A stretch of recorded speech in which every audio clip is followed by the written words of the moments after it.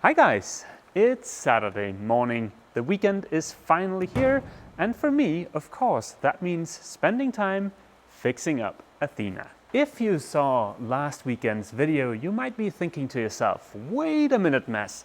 You told us last weekend that the owner wanted you out of the shed by Friday, and today's Saturday. What the heck is up with that? And that would be a completely valid question. Well, two things happened. Earlier this week, we had a storm blow through, and that means the owner's boat is still in the water, so he didn't really need the shed by Friday. Which is very fortunate because I had made an arrangement with the yard to be moved out of the shed on Thursday, but the lift that the yard used to move the boats that are in these cradles broke down. Long story short, I've got a new appointment with the yard for them to move me out of the shed later today. Where to? I think we'll keep that a secret for just a few minutes more. This past week, I've been feeling a little bit under the weather. Nothing too serious, just a cold or something like that. But as a result of that, not a whole lot has happened here aboard Athena, and I'm still not back at 100%. That in combination with the fact that I'm going to be wasting most of today just moving the boat, I think this video might be a little bit short. The week started out great. The last bit of the new core that needed to be sealed up was the area behind the cockpit. I cut a whole bunch of glass, 3 layers of the heavy 830-gram triaxial we used up on deck last weekend. Sadly, it turned out that we just could not get it to conform to the shape of the deck with the heavy 400-gram zero-axis fibers perpendicular to the curve of the core. Instead, we ended up laying up 4 layers of the 400-gram biaxial we used on the side decks. As you can see, Thomas is yet again lending a hand. Together, we spent roughly 5 hours that evening laying up glass. The next day, I came back eager to take a look at the work we'd done the night before. First, I removed the peel ply, which is always a lot of fun. Then I did a tiny bit of sanding just to take care of some unevenness. And then I added another 2 layers of 400-gram biaxial to the laminate. I realized something while being about halfway through this, and that is the fact that winter is just around the corner. It's starting to get really cold here in Denmark, but we'll get back to that later in this video. And that brings you guys up to date. So the great news is that the new core is now fully sealed, and the area here behind the cockpit is actually done. All the glass is laid up. Of course, it's just a teeny tiny area of the entire deck, but it is an important milestone nonetheless. The first piece of the new deck is done.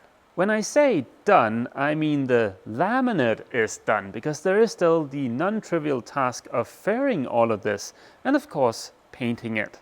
Because we'll be fairing the surface in an effort to make it 100% spiffy, I don't want to remove the peel ply and contaminate the surface. So that means I can't really show you the laminate, but while I had the peel ply off of here before laying up the last bit of glass, I took some photos, and I sent those photos to West System, and they told me that the new laminate looks perfectly okay. So here I am with a core that's now fully sealed up, with the exception of the hatch openings, but I think we'll take a look at those later today. So that's great news. The not so great news is the fact that it is getting cold here in Denmark. Now that is annoying because it makes laying up fiberglass just a tiny bit more difficult. Sure, 105 resin in combination with 205 hardener will cure down to 4 or 5 degrees Celsius. I think that's around 40 degrees Fahrenheit. But there are some issues to take into consideration. West System has a great article that explains the pitfalls, or at least the things you need to be aware of when working with epoxy at low temperatures.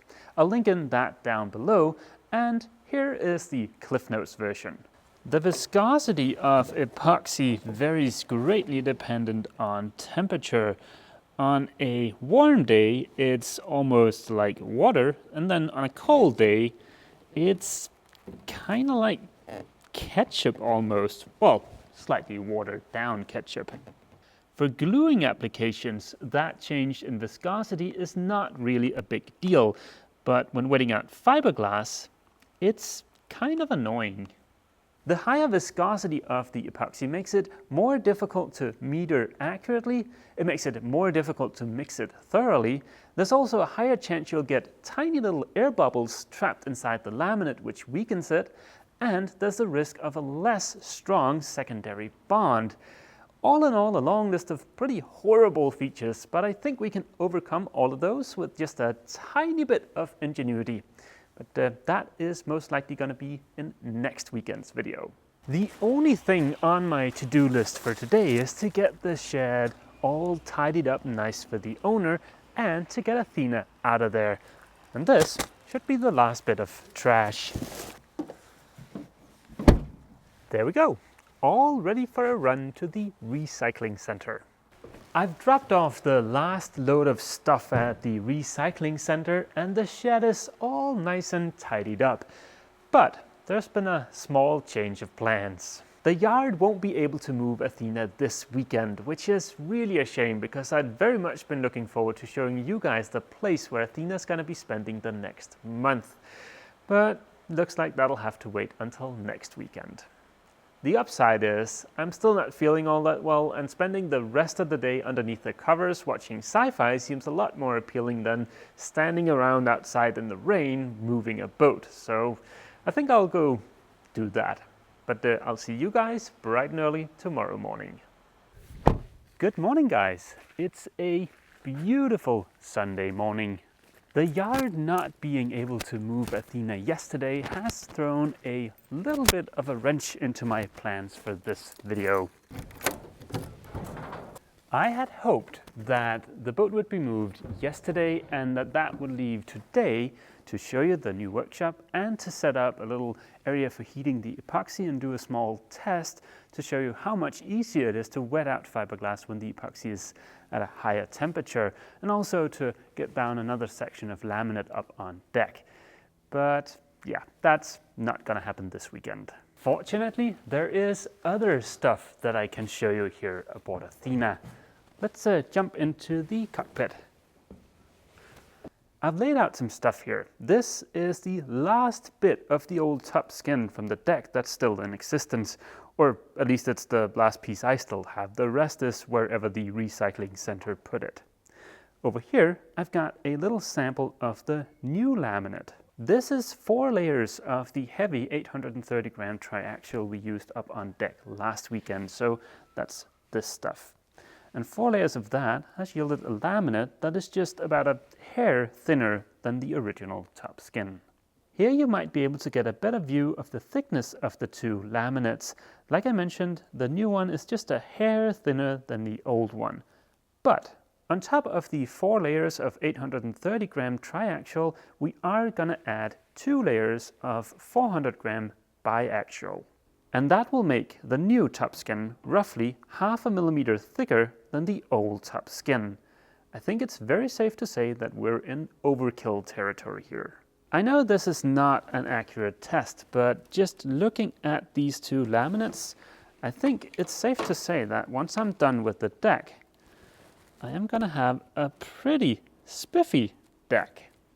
Sadly, it's my understanding that the overall strength of the deck is not just a simple case of more equals better, because the overall strength of the deck, or at least that's my understanding, is determined by the thinner of the two skins in the sandwich construction, which in my case would be the bottom skin, which I'm not really going to add anything to. That raises a very interesting question, because then why the heck would I make the new top skin as thick as the old one? Well, for one, impact resistance. In case you drop something heavy up on deck, it would be nice to have the top skin not just shatter into pieces. Also, as one comment pointed out on the last video, future repairs. It's going to be a lot easier for me to bevel this in the future in case I need to do any kind of repairs to the deck. And having a larger surface area on that bevel is going to mean a stronger secondary bond. I know a lot of you guys have a lot more experience working with fiberglass and a lot more knowledge, so please go ahead and correct me if I'm wrong and leave a comment down below. Now, enough yammering on, let's get a bit of work done. I am a little bit limited in what I can actually do here aboard the boat today because I don't want to have to bother with setting up an area to heat up epoxy and dig out all of my stuff from down below just to put it all back in a couple of days when the yard is ready to move me. But one thing I can take care of today is all of this excess fiberglass here.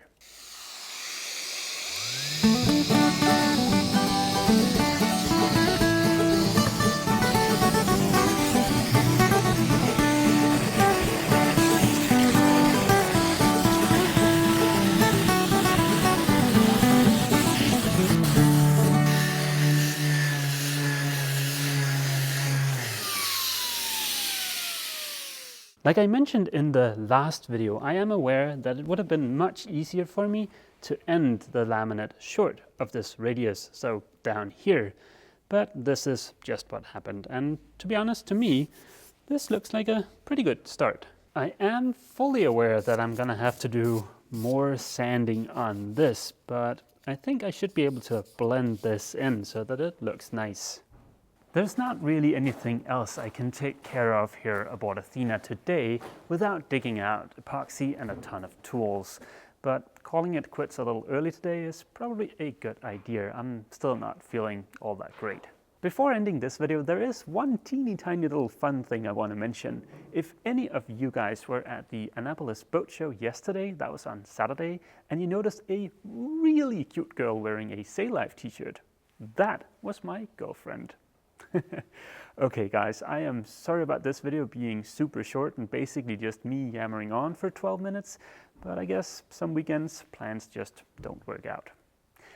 That is going to be it for this video. As always, feel free to leave a comment down below, and don't forget, if you've enjoyed this video, remember to leave a like. See you!